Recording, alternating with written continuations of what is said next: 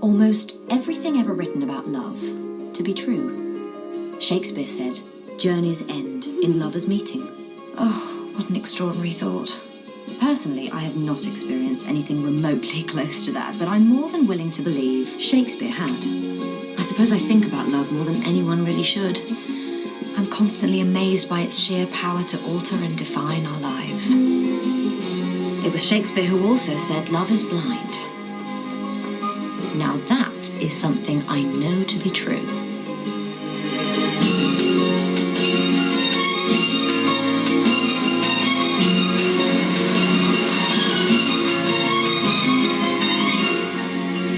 For some, quite inexplicably, love fades.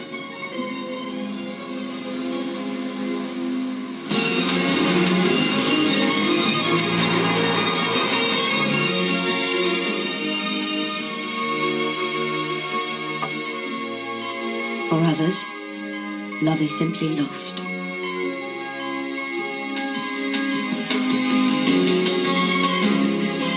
But then, of course, love can also be found,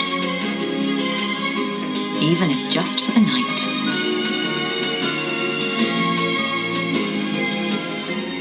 And then there's another kind of love, the cruelest kind, the one that almost kills its victims. It's called unrequited love. Of that, I am an expert. Most love stories are about people who fall in love with each other. But what about the rest of us? What about our stories? Those of us who fall in love alone. We are the victims of the one-sided affair. We are the cursed of the loved ones. We are the unloved ones. The walking wounded. The handicapped without the advantage of a great parking space. Yes, you are looking at one such individual. And I have willingly loved that man for over 3 miserable years. The absolute worst years of my life. The worst Christmases, the worst birthdays. New Year's Eves brought in by tears and Valium.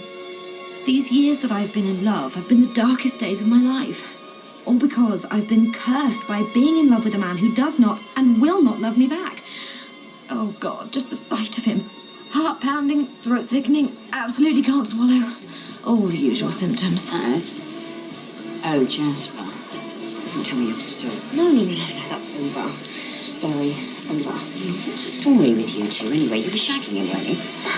More importantly, I was in love with him, truth be known. Yes, I remember. Then you found out he was shagging that drip from circulation. Which is when we stopped shagging him. I really wish we'd be talking about this at the office party. But I always see you two together.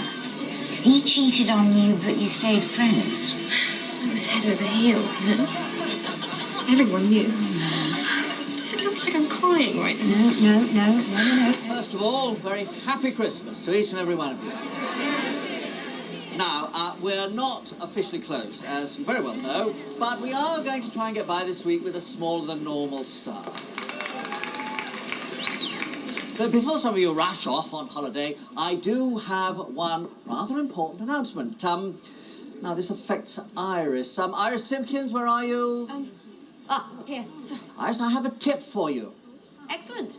A wedding was privately announced earlier today that I don't believe any other paper in town knows about, and I want you to be the first to report on this particular union, as it is between two of our most esteemed colleagues. May I introduce the newly engaged Sarah Smith Alcott and Jasper Bloom.